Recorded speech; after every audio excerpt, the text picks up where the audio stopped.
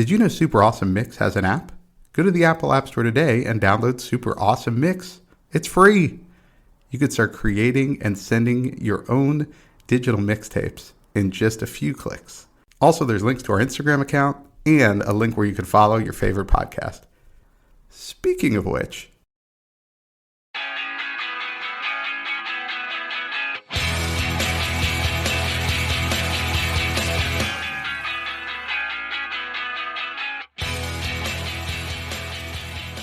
welcome back to another Super Awesome Mix. My name is Matt Sidholm, alongside my co-host and co-founder of Super Awesome Mix, Samer Abu Salbi. Samer, how we doing this week? I'm doing real well. I made it through this introduction mix that you put together.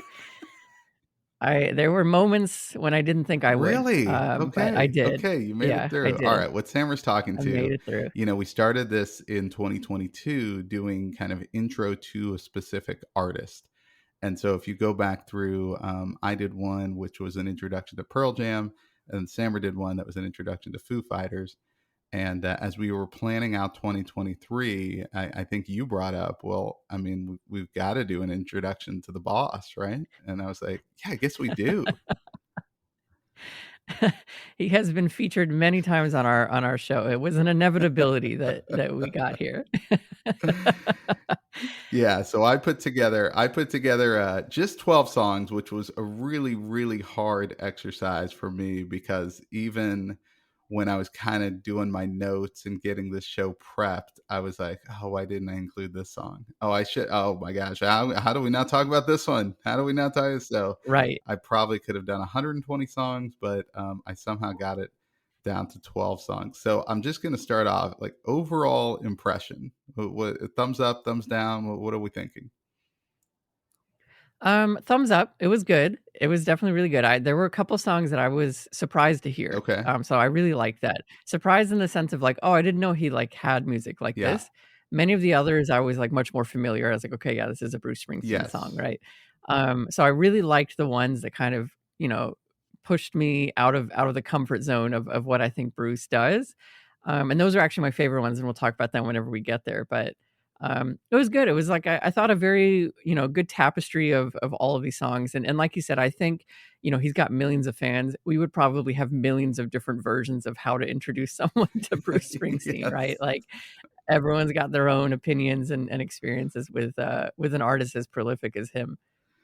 Agreed. Yeah. So we're going to go through 12 songs. They are almost entirely in chronological order. There was one at the end that I kind of put out of order. I saved it for the end of the mix. And so otherwise, yeah, these will go pretty much in straight, from then till now type order. So yeah, let's get into it. What do you think? Yeah, let's do it. All right, track 1. I won't be saying the artist name every single time, but this is we'll be mentioning the track, and you went with For You. Yeah, this is from the debut album, Greetings from Asbury Park, New Jersey. And I've featured a few songs from that album on different mixes, but I wanted to feature this one because I love this is kind of emblematic of the lyric heavy style that I just love. I mean, I could just listen to his lyrics all day. And I think this one always kind of grabs me. It's a love song, it's a song to a partner of his.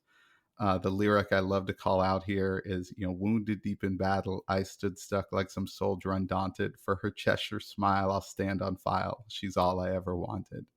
And I just love that, just how, he describes it, the kind of the anguish involved sometimes in love with this song. And, for his debut album, I mean, I think this is really strong when you go back and listen to it. But obviously it wasn't his most commercially successful album. We'll get to that one later, but still a really strong effort when you think about how, I mean, it's a 50-year-old album at this point. And, when you think about debuts in general, I think this was pretty good.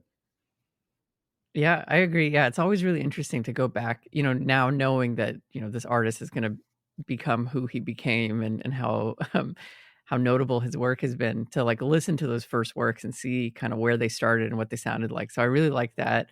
I enjoyed the song a lot. I also mentioned, I found myself lost in the lyrics, and in general, he has really dense songs lyrically. Like they're all stories being told, and you really got to pay attention. So, sometimes I struggle with that, and I think that's part of the why where I felt like, am I going to make it through this? Because I tend to like, as we discussed very recently on the birthday mix, I tend to like very kind of more simplistic, repeated lyrics, and then now, like that's my style.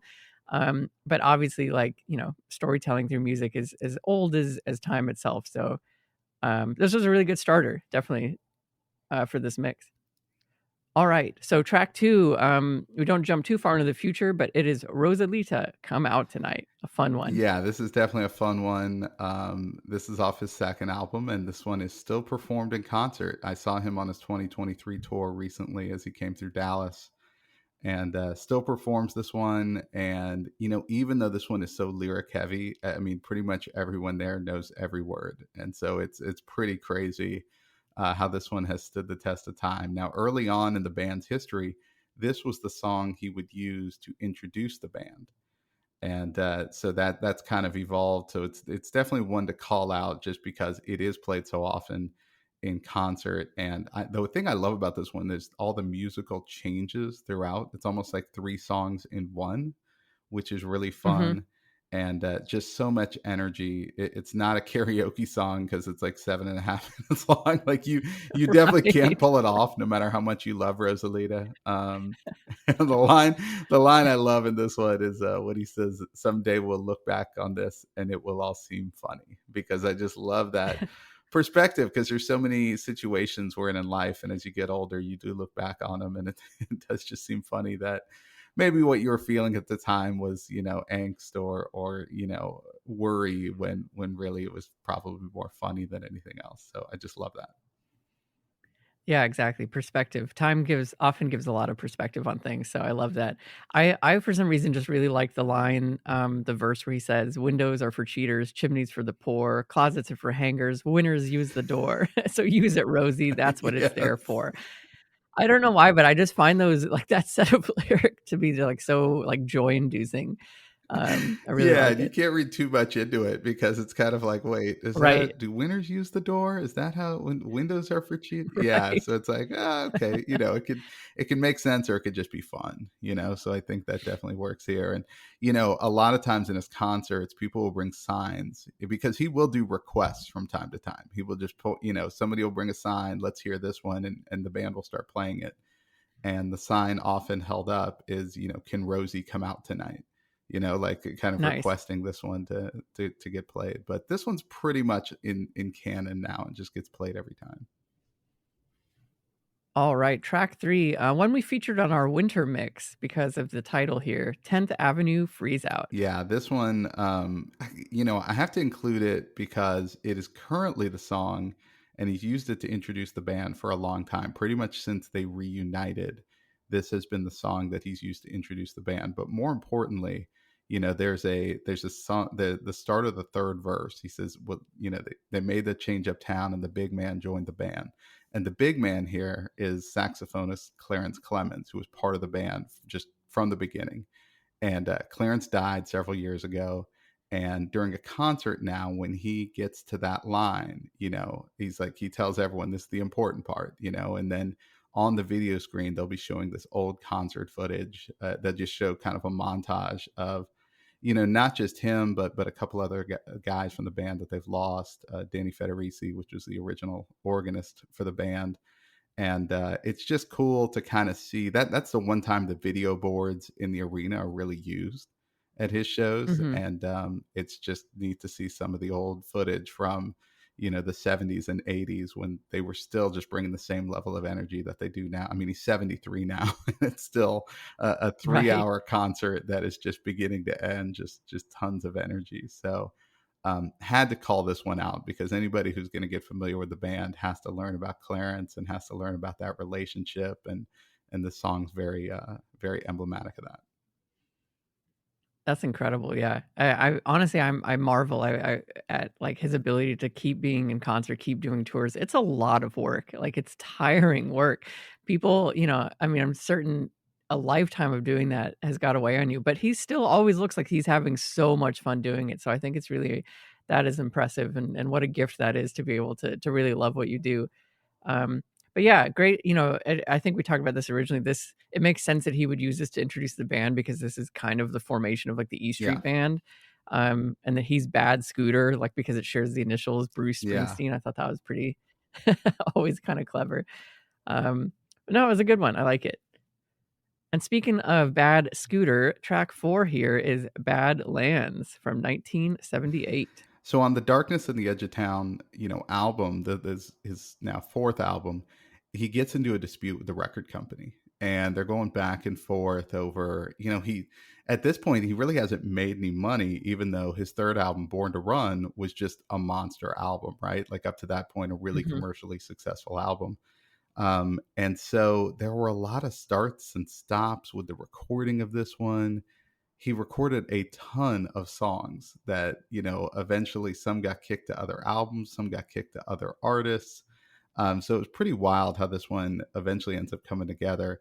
And I think, because of the kind of tumultuous nature of it, I think that's probably where we got Badlands, because this one is about, kind of chasing a dream and sort of struggling.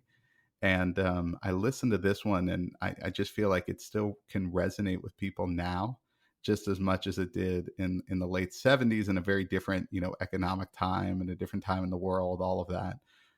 So I don't know. I just this one I feel like is timeless. It still gets played in concert. Like this is another kind of big hit.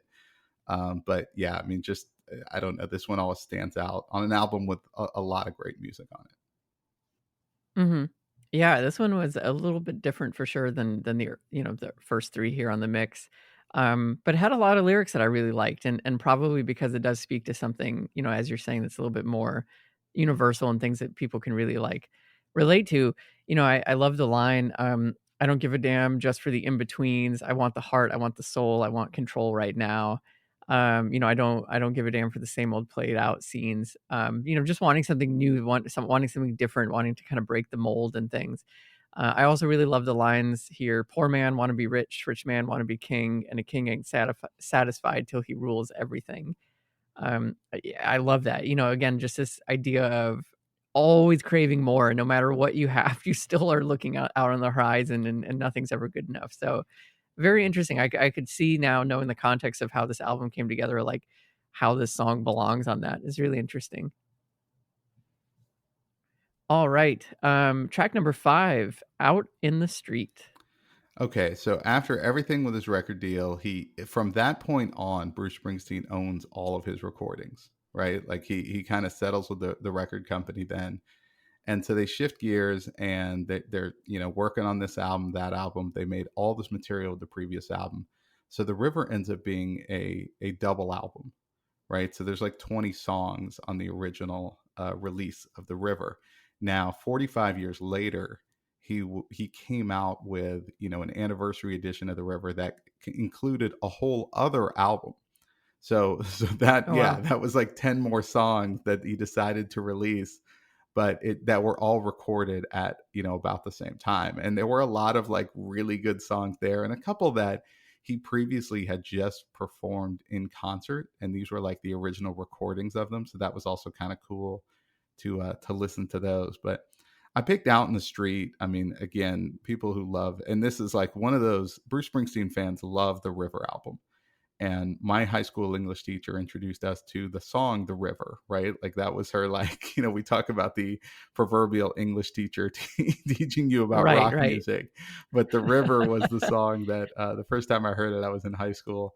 But yeah, it's just a great album, and when he toured it on the anniversary tour 45 years later, he played it beginning to end, just in order, in the original order that it came out. But Out in the Street, I love the song. It's got a ton of great energy to it, and I think it's relatable. Recently people were talking about kind of the quiet quitting movement. Remember that was Mhm. a thing, and I think this kind of speaks to the being one person at work and maybe just can't wait to get out the door, and being another person like on the weekend. So I think this is Right, still a really yeah. relatable song. Yeah, no, it isn't, and it's funny you mentioned that because I was gonna bring up, that this is 1980 for him. He's still, he's obviously a more successful artist than, his after his first album, but he's not yet the almost now billionaire that he becomes That's right. later in his life. And, we joked a lot about that, like, some of these artists and hip hop people, and they still sing it like, these songs in concert and stuff, these lines, "I work 5 days a week loading crates down on the dock. I take my hard-earned money." And it's like, "Bruce, have you lifted anything yourself recently?" Like, Well, and and and I was just at the show. I was just at the show. right, Everyone there is like 60 years old and probably doing pretty well if they can afford Bruce Springsteen right, tickets, right? So it's like they're not loading crates right. on the dock either. Right.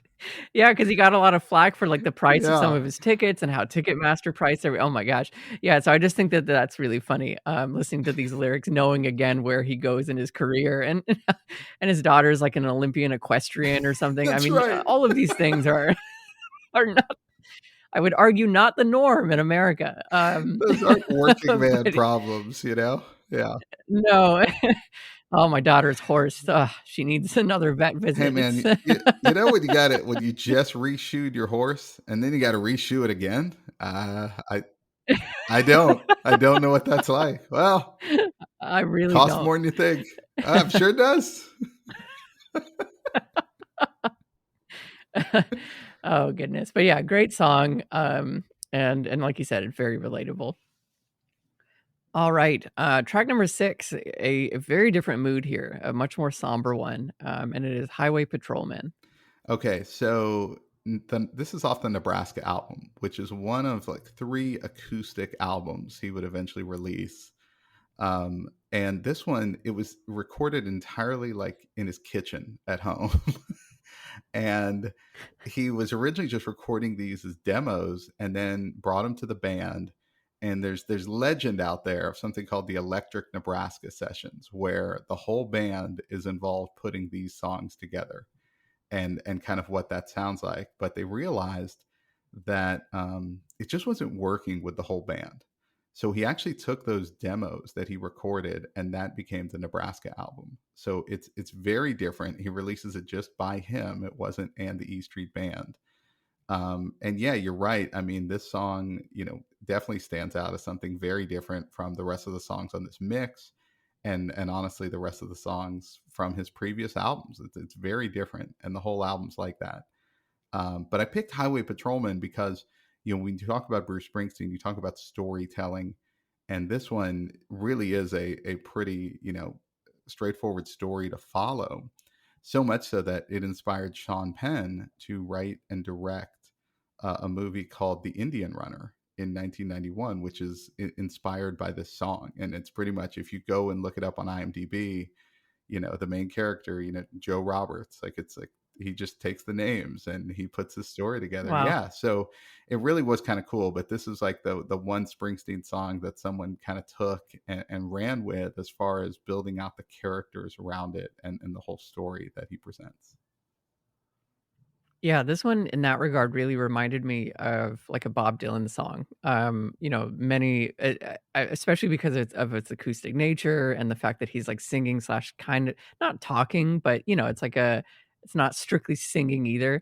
This story and like you said, it has a plot. You follow it start to finish, and you know exactly what's going on, and you get a sense of these two characters, like this highway patrolman and his brother who returned from Vietnam, and the struggles and I thought in that regard, yeah, it was like really powerful. You do really understand these two people that he's singing about. And I think it works so much better being acoustic. I can't imagine this song with like a full band behind it. Right. It wouldn't I make think, sense. Yeah. And I think that's what they realized yeah, once they got in the studio.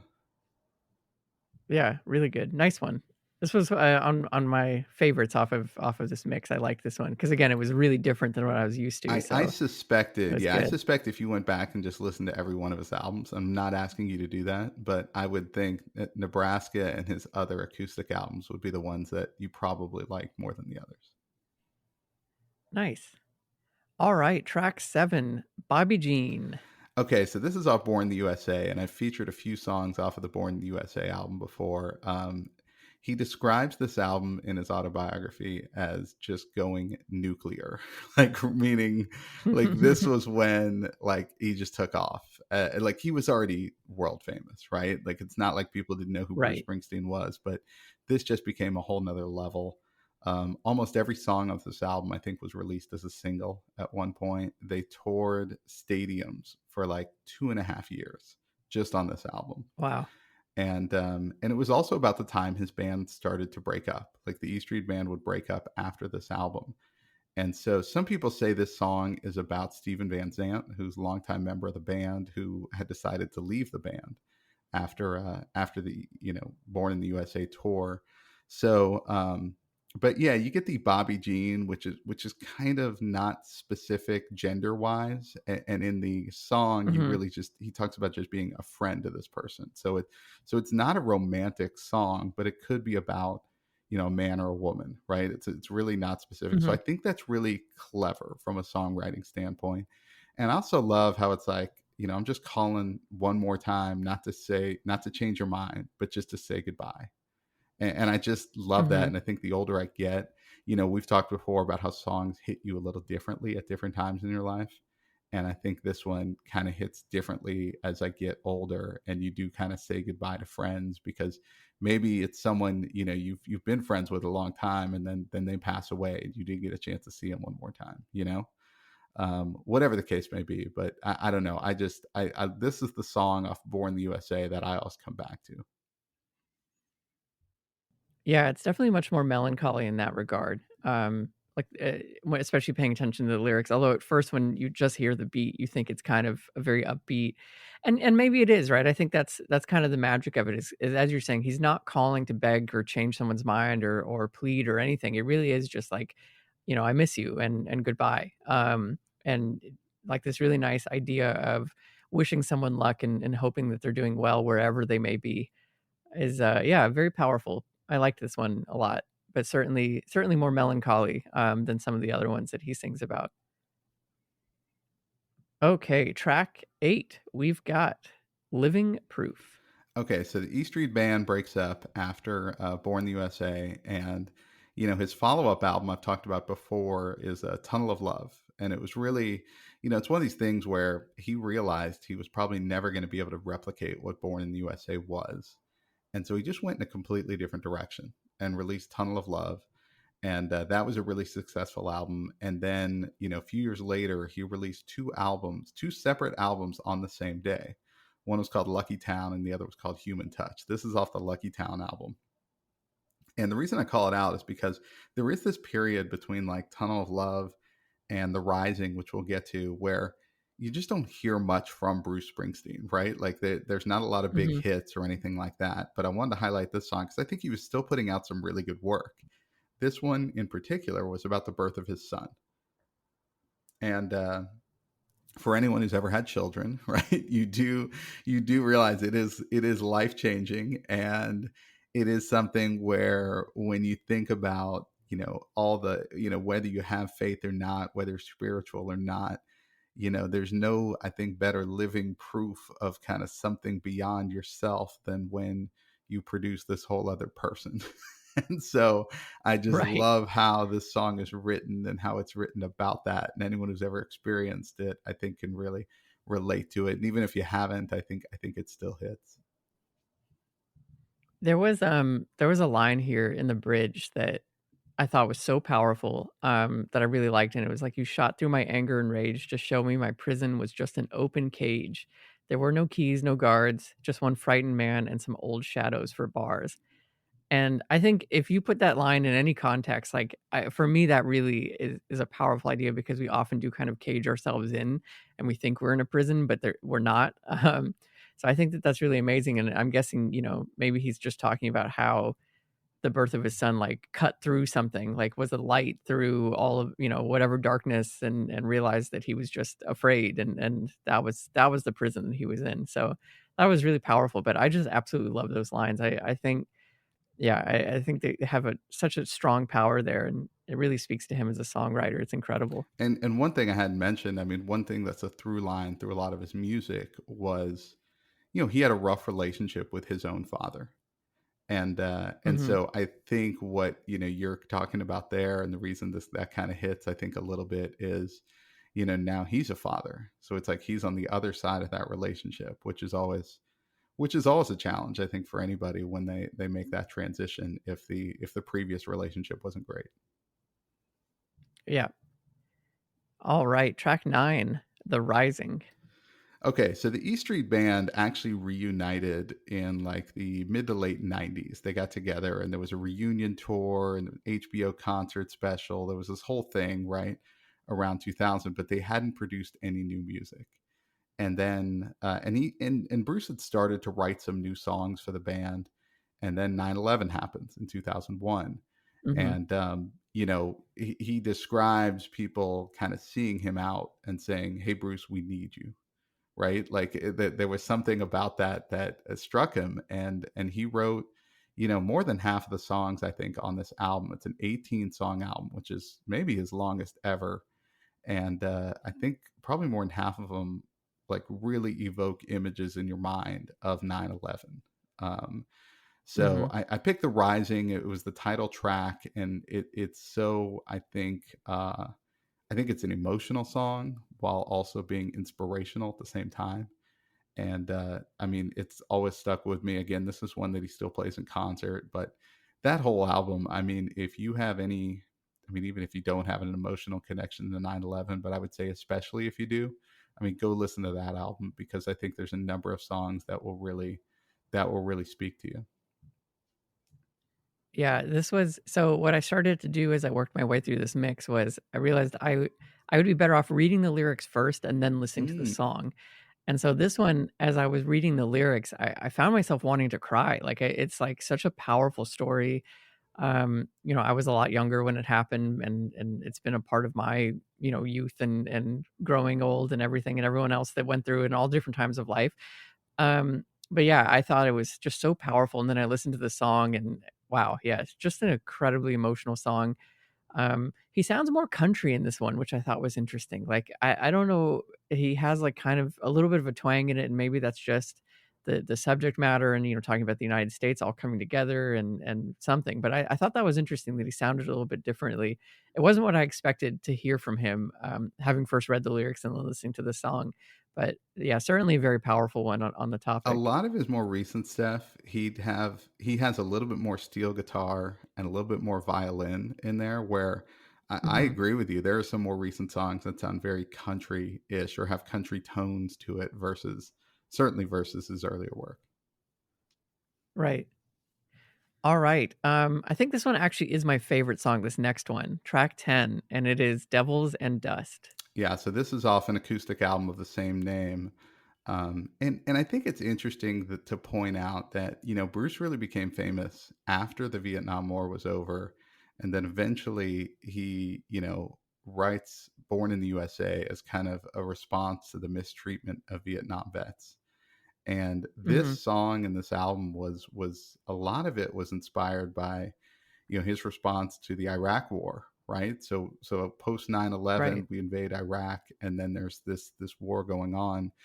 And I think this song is incredible just because it's not anti-war, right? It's really just I think kind of trying to make someone like me who's never been in a war situation understand what that does to someone. And I think when the Right. lyrics like we've got God on our side, like both sides think they're in the right in any conflict, right? Of And course, yeah. then and it's like it takes your God-filled soul, fills it with devils and dust, and kind of speaks to maybe I think the PTSD that so many of our soldiers suffer from after they come back from that situation. Yeah, I thought it was so powerful in that regard, you're exactly right, like, just the struggle of what it means to go over there to fight in any war really on any side. Oftentimes, they are just at the end of the day, a lot of the people who fight in these wars are j they're practically Yeah. children, right? Like, they're kids, like, they're young adults. And it's wild what you have to go through. So I thought, yeah, you're right. It's like a really powerful kind of reminder of, what it's like. And a lot of the lyrics that I loved, following what you just said, like, what if what you do to survive kills the things you love? And again, like, what a lot of people talk about anytime they come back from a conflict of things that they did and just to stay alive, and how hard that is and how much they struggle and need help to kind of process those things. I can't imagine. Um, but yeah, this one I think again, really belonged and worked well as an acoustic song because it just gave more power to his words and what he was thinking about. I love the harmonica play. I thought that also was very Dylan-esque, and gave it a nice sound as well. So, certainly a favorite of mine, and I think, yeah, just a beautiful, beautiful song. I tend to like a lot of his acoustic stuff apparently. Well, it's all great, yeah, but no, I can see you favoring a little bit more of that for sure. Yeah. Alright, track 11, all the way from 2020, and it is Ghosts. Yeah, so Letter to You was his most recent studio album. And, it's interesting. There was a documentary about the making of this album on Apple TV Plus, and he talks in this specifically, I think, about this song and a couple others on the albums that they really are some reflections of his own mortality. And one of the stories he tells in the documentary is that, the original band he was part of was called the Castiles. And he realized while making this album, his last bandmate from that group had passed away. So he's the last living member of the Castiles. And that really hit him as like having more life behind him than ahead of him, right? And he Mhm, writes this song "Ghosts," and I don't know, I love it. I love the energy behind it, and the idea that these people are with us, and that those who have gone before us are still around, and their things can kind of bring energy to us. So I don't know. This one I just love, and it's a more recent one, and he does it in concert. Now obviously it's a more recent song, but I just think it's still. I mean, look, 50 years on, he's still putting out really good work.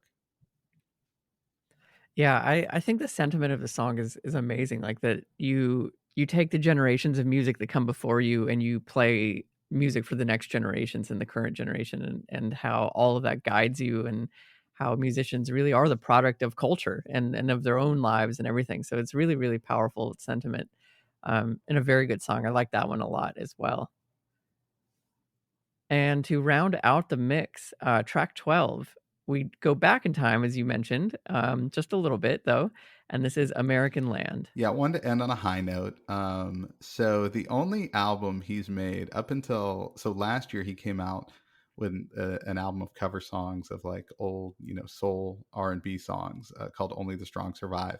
Prior to that, the only album he had made that was primarily cover songs was this Seeger Sessions double album that were all covers, 13 covers of this of American folk singer Pete Seeger. And 13 of the 14 tracks on the album were cover songs, and then there was one original, and that was this one, American Land. And it's an immigrant song, right? And so I thought, Mhm. myself being, both of us actually being the sons of immigrants. I mean, this one always warms my heart. I love the energy of it, and I think it's got a real unifying spirit about what America represents to those in other lands, and what it represents to those of us who are here. So yeah, I mean, I just love this song, so I wanted to go out on it. Yeah, I like that. No, it's true. I mean, and I think, he talks a lot. I think in this song, it's powerful that he talks a lot about the struggles too of like what immigrants were promised versus what the reality is for many of them. That was, like, my takeaway because, it's like they said, in the song, like, things are paved with gold and all these wonderful things and come on over, but then the reality is, like he sings, like, they died building the railroads, worked to bones and skin, they died in the fields and factories, names scattered in the wind. I just think that's so powerful, and I think it's easy for us to forget that a lot of people come here to make their dreams come true, and we need to really respect that as much as we can. Like, it's tough being here for everyone. I think it's tough Yeah. for all of us, some maybe more than others. So, yeah, I like that, to end this mix on this note, is really good. Well, there you have it. Okay, your introduction to Bruce Springsteen. You've heard plenty of songs that I've brought to mixes in the past, but now you get one giant Bruce Springsteen mixtape for your enjoyment. Sammer found a few that he likes. For the diehard fans out there, I know you're probably gonna send me messages at Super Awesome Mix, okay, about things that I omitted, but forgive me. It's 12 songs. It's not easy. It's not easy, no. All right. Well, Sammer and I will get to work on our next super awesome mix. And so for Sammer, this is Matt, and we'll see you next time.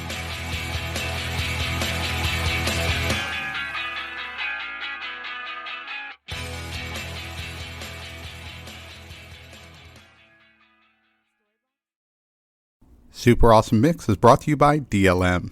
Make shopping easy with DLM, the one-stop shop for all your casual clothing needs. Shop DLMsupplyco.com and enter the promo code AWESOME at checkout to save 15% off your first purchase.